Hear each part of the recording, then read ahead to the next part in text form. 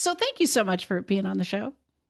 Oh, it's my pleasure and a Th- great topic we have today. Yeah, this is an interesting one because it comes up in my practice with couples all the time, but I haven't ever done an episode about it. This whole idea of screen time and how detrimental that might be, right?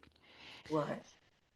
I Is think there, screen time is detrimental, but it used to be, let's remember, before we had the digital divide, we had television. And so right? it was entertainment. And so we know that one of the biggest rules was don't put a television in your bedroom because it interfered, it competed with your intimacy time. Yeah, yeah.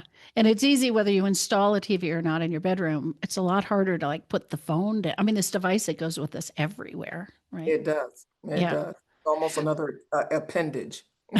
Exactly. I'd be lost without it, right? Like I just, yeah, probably people take it into the bathroom. So They do. what has sort of driven your interest in this topic? Could you speak to that just for a moment? Like why? Sure. Sure. Yeah. I'm interested in anything that interferes with the ability to build. We're all builders. We come to relationships and marriage wanting to build out a life, a lifestyle, a future. So I'm very interested in anything that interferes or impedes our ability to be great builders. And Hmm. most of all, to be happy, because I think everyone on the planet is in the pursuit of happiness. The funny thing about it, though, is, Jessa, that a lot of times we run to these new things, these newfangled things that add another dimension to our lives. But what we often don't consider is while I'm adding this, we don't vet to see, is it going to take something away? What is the Yeah. consequence of adding this particular item into my life or into my relationship? That's almost abstract. So people don't see that. So I Yeah. think it's our position here, our jobs to make sure that we help the builders to build out what they really want. Yeah. And to really recognize and acknowledge the cost of adding this thing, right? You What's the know, opportunity cost or what you give up? Yeah. So, how do you hear couples talk about how this is impacting their intimacy, their emotional connection, their relationship? What kind of signs are there that this is maybe problematic? well, I hear about it on the front end and on the back end. So I'm hearing about it because it is a part of people's lives. They've lost the skill sets to even create connection and to build on intimacy because they're lacking a lot of the skills now. So Mm, these were things that just naturally occurred because of the society that we were living in. You had to go up to a woman and speak to her. Do you know how many right. men say that they've never actually even learned the art of wooing a woman? Yeah. Though you're in a relationship with her, she still needs to be wooed. Would you agree? I would agree. I mean, actually, let's back up a second because maybe there are probably some people listening that know no other way, right? You meet people on the apps, you interact over social media or doing your Xbox together over 5%, the internet, right? 65% of men between the age of 18 to 25 say that they've never approached a woman to begin a conversation with her outside of social media. Yeah, yeah. So what did it used to look like? I mean, To let's look like you saw someone you liked, and then you would begin to polish up on your ability to broach her into a conversation. yeah. And the better your skills became, the longer you could speak with her, and then hopefully get to the point of exchanging contact information. So that's Yeah. how it's done. Number two, men understood that there was the need for them to build a quick rapport with that woman so that they could get additional contact. And so that even if the woman wasn't that interested, they could cause her to build greater interest in them. And so that's how you see men that, you wonder, how did he get her? It's because he had the art of communication, the ability to know how to woo and pursue a woman. Now, with those skill sets being lost, what we see are two things happening. You see the erosion of the masculine energy. So, men, I think it's a part of becoming more manly, that Mm, masculine energy, pursuing, being able to woo. It's a part of the competitive nature of the male gender.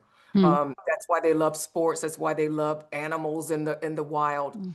But that's a part of their DNA as well. Number two, when there is that imbalance where there is not that masculine energy, I think that a lot of times the women get out of balance and they start operating outside of the feminine energy as Mhm. well. So we see a very different dating arrangement. We see a very different relationship structure that's formed in our society. Here's the question though. Are people happy with it? Is it working for them? And I Yeah, think it the jury's and still out. they may not know what they don't know, right? They have nothing, some people have nothing to even compare it to. That's why I asked you, like, what did this used to look like? Because it used to happen face to face in real life, right? Yeah, Yeah, maybe over the telephone or something like that, a little bit. exactly. Yeah, But you had to have real world timely conversations and contact with individuals to decide what you're going to do. Now we're in the age where you can put something online and it appears to be a certain way. I right. could look like the greatest movie star, you know. I could look like I'm living my best life when I'm clinically depressed and I might not be doing well economically, but I can surely put together some pictures on posts that make it look very different. And Right. so this is the landscape that we're in. So to bring our conversation back to, I guess, how this particular landscape is affecting relationships. So let's fast forward. Hmm. You figured out how to woo this woman, and now you're in a relationship. And how do you continue to build connection or maintain the connection that you currently have? Here's the problem. We're evolving always. So Yeah. we're not the same person that we were when we engaged this person, maybe 7, 8, months ago to 5 years later. And so life happens. Yeah. I was talking to someone the other day and they said, yeah, I've been lifing. I love the expression because Yes. life is another thing that we have to retard. It Right. getting in the way of us keeping these connections and building them stronger and deeper, right? Yeah. Yeah. So if I am on my phone and I'm not having that designated time to disconnect, it used to be when you left your job, mobile phones were not a big thing. We're Right. talking Right. 20 years ago, right? They weren't, they were still too expensive for you to just be, on your phone exploring the net or talking to people as incessantly as we do now. So you had those cutoff times. You had Yeah. Yeah. demarcations where now it was time for you to redirect your focus on the people that were in front of you. I saw it changing maybe 10, 15 years ago when I noticed that people could be at the same table and instead of speaking verbally to one another, they're texting each other. Yeah. Yeah. And you've probably seen this too. There was some sort of photographer that took pictures of couples together, but removed the phones out of the picture. But they're both like looking away, or, they're in bed where they could be cuddling and they're each like this. I mean, it's really impactful, right? The way Is it it? distracts. Yeah. Mhm. And what you don't recognize is that we all have 100% of energy if we're healthy and in good shape, right? And so every percentage that I give out somewhere else, so I've probably given 60, 70% at work. Then I've maybe given another 20% to the kids, you know? And then what is that last percent that you have to make sure that you're staying connected? That word connected, Jessa, Yeah. I hear it all the time with the younger generations. Yeah. Connect, we just had this connection. What are they saying? To me, they're trying to describe something that we're talking about that Yeah. is not foreign to us. So somewhere they know that there's something deeper and something better, and they're craving it, but they just don't know how to obtain it. And so I'm Yeah. hoping with our conversation today, we can kind of give some good tips or shed some light. Yeah. Yeah. And so how are I guess, like, what are some signs that this has gone too far? Their energies or their attention is too much on these devices, and that they have neglected building their connection. The fact that it's their focus Mm. instead of the person that's right next to them. Yeah. That's the first sign. Yeah. What am I giving the lion's share of my attention to when I'm with that other person? Is it the other person or is it some device and the lives of other people? Because, going online is pretty voyeuristic. You're interested and captivated by what's happening in other people's lives when you could be building moments and memories in your own life. Yeah. And it's crafted to be compelling, right? It It's, is. it's crafted to keep you engaged and going back. And do I have a notification or a message or a like or what? It's built on the psychology of that. Exactly. Yeah. And it's also very addictive. So Yeah. this is why we're having this conversation now. Yeah. Yeah. Can you what do you think, like, why is it that people are so drawn to this? Okay, so there's the engineering of the software that's meant to be addictive. But what is it that people are escaping or avoiding, or like, what's the draw to scrolling your phone instead of So I think connecting that with who's there's in front of several. you? I think that there's several draws. The first one could just be the fact that it is addictive. The second one could be that you are looking for something because it does address your pleasure center, Yeah. and so you're getting something from going through your phone and watching these videos. I think the third thing would be that we, in our general nature, compare. And so a Mm, lot of times we're looking at what other people's lives are like, what other people are doing. And it becomes that metric for our own lives. And how happy should we be about who we are and where we are and what we're doing? And that's kind of where we get stuck. So we yeah. become so absorbed in everybody else's life that we forget about building out our own. Yeah. Well, and we're generally going to feel worse about ourselves looking at what's on social media. Like you said, everybody's posting like the highlight reels, the Absolutely. sort of fakes. I mean, I just recently, I can't remember who did this. There was some sort of study where people got paid to stay off social media for like 3 weeks or something. I think it was 3 weeks, some number of weeks. And they were dramatically happier at the end of that than they had started. And it was like as effective and as helpful as therapy or anything else you could do for your mental health was just like Mhm. being off socials for No, 3 or 4 weeks. absolutely, because now there's no comparison and you're Yeah. focusing on self. And so Yeah. you're able to be happy about and more grateful about who you are and where you are and what you're doing. Yeah. So if we've got, um, I don't know, maybe traditional bonding, we've got dates, we've got dinners together, we've got going to bed in the evening. Um, are these places where the phone should just be put away? how do how do people prioritize or Well, shift that focus, right? To let me be here with you. you need to set boundaries. And you have to, I always tell people what's really important is that you plan for your future. If you say that this is the life that I'm wanting, this is what I want to have, this is where I want to be in the next 2 years, then now you reverse engineer that. What are the building blocks that I need to build that out?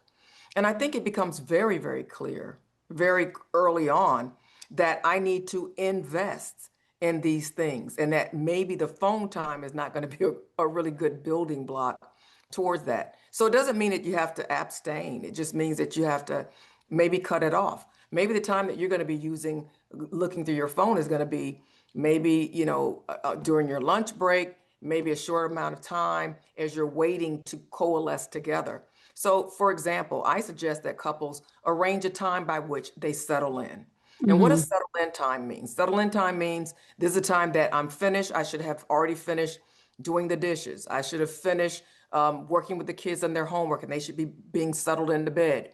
That then we come together and now that's our time to do what we're going to do. So we decide, is it going to be that we're going to watch one of our favorite shows together on this night?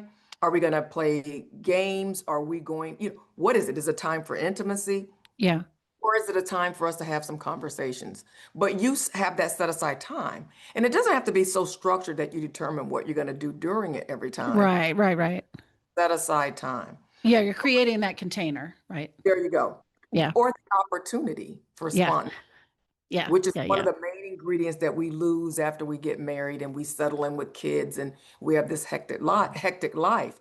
And it is a real damp rag on passion, on intimacy. Yeah. Spontaneity is amazing. It keeps everything fresh and alive. Yeah. So it allows you to factor it in so that it's hardwired in to your evening time together. Yeah.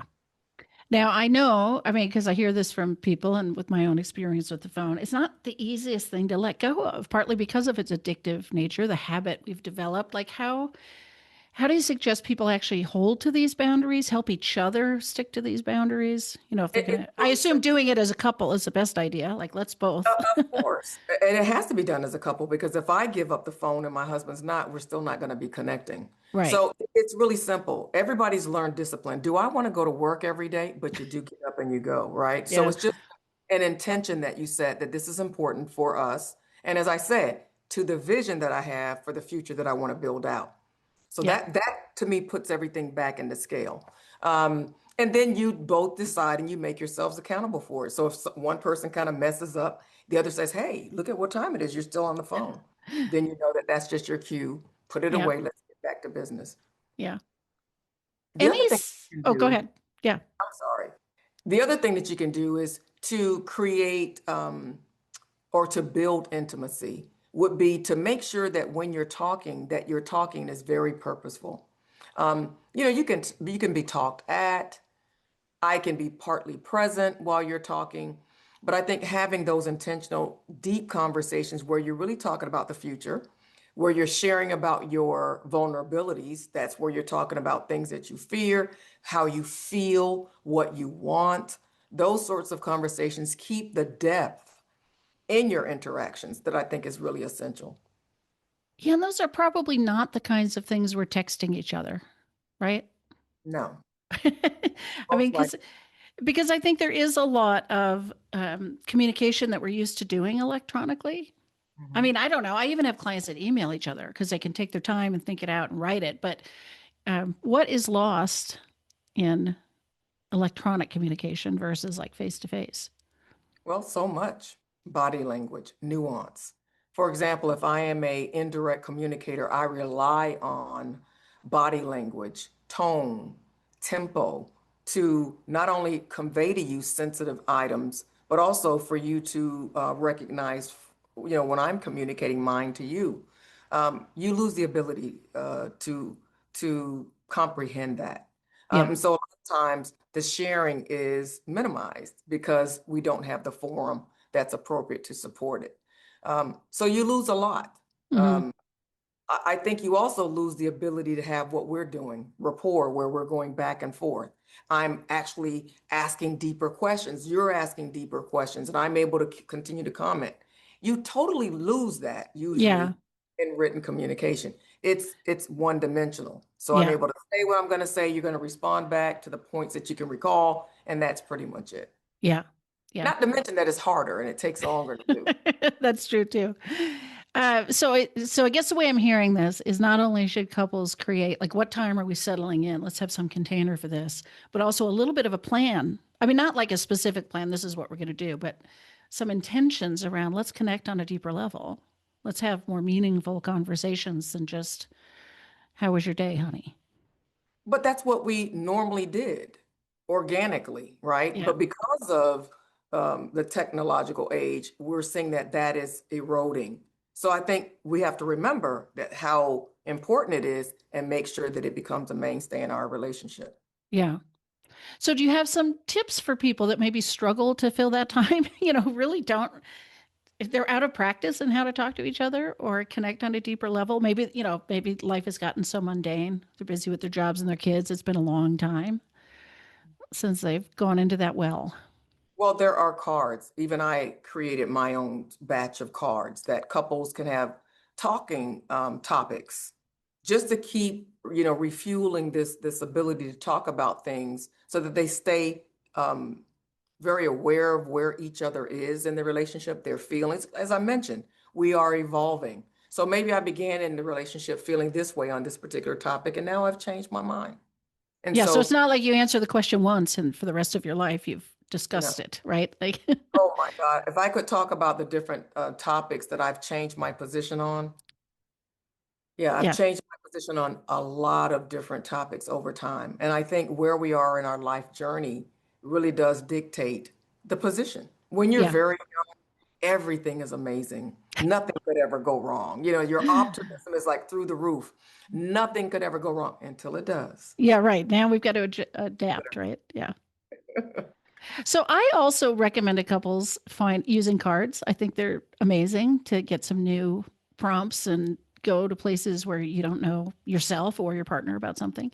But how do you talk to people if they're resistant to that? Like it seems cliche or like I need a box of cards to talk to my partner. Like how do you describe the value of using those kinds of tools? Yeah, I don't think that you have to, it has to be known that you're even using them. I'm sure you can read a card or two and then remember what the topic was and introduce it Yeah. organically into a conversation. And so I would suggest something like that for one of the partners that feels that it's a challenge for them or that feels that, they don't know what to talk about. And so hopefully that wouldn't be the partner that's saying that they think that using a card is stupid. But then, Right. but that's fine because this is my challenge to that. Well, then what's a good topic? Hmm. I agree. Yeah. Choose your own topics. Give me three. Yeah. Any other suggestions for how can people can authentically connect with each other in that kind of time? I think you can use Mm. technology to your favor, or in your favor rather, and that would be by using it to cement or to continue to reinforce the positive aspects of your relationship. It could be just a little text that you send during the day. Hey, I was just thinking about you. Or I'm checking in. How's your day going? Or, I love you. Something to that effect. But I think that we should, as you said very well earlier, we need to minimize as much as possible our use of social media only because we know that the studies are replete. It's not really good for your emotional health, right? Yeah. It's not very good for your relationship. So I think just having the boundaries and limiting its use is the best act that you can possibly give to your relationship and to Yeah. your own. I love the idea of using the benefits of this technology in a conscientious way, just an intentional way. Like, yes, I can actually reach you during the day with a quick little text, but it doesn't have to take over our evening together. Right. Yeah. All right. Last thing I think last thing I want to ask you is what would you suggest where one person in the couple is aware of this, concerned about this, really thinking about trying to minimize technology or keep it in its place, and maybe their partner is not yet of that mindset, because this comes up. Somebody's really concerned about how much their partner maybe is on the phone or how checked out they are, and the other person is not yet aware. Hmm. Well, How could somebody talk about that? there's so many different things that you could do. I think the way that you approach it should be after you've already come up with some solutions, some ideas, right? And then that's going to dictate how do you discuss it with them. Because the first thing that comes to mind is usually when you're talking to someone that might have a little bit of an addiction is readiness, right? And then number two, how do they often respond to things that, because this is going to be a critique and you're actually trying to take away something that they've become very reliant on. So I would keep that in mind, but I would be thinking about things that I could displace the phone time with. Mm, See that a child is now in a sport, and so that child needs to be taken to. I mean, there's so many different things. It's limitless what you can really come up with. But more than not, I would say, hey, I want to do. I think that our relationship needs a boost, and so maybe there's a series of things that we can come up with together that we would like to see. It's not a bucket list for life, but it might just be. Gee, I'm almost thinking about still using the term bucket list for our like what are some yeah. things that kind of build in? Maybe there's a trip that we need to plan that we really want to take. And let me tell you, I take these mega trips. So we go to Asia and we might hit like 3 or 4 countries in like a 9-day period. It takes massive planning. Yeah. So that could be one of the projects that they work on together, Yeah. out what the tours are going to be. What are the cities? Because you got to research the cities and in each country that you're going to stay in. What are the hotels that you want? Even restaurants around. What's the best mode of travel?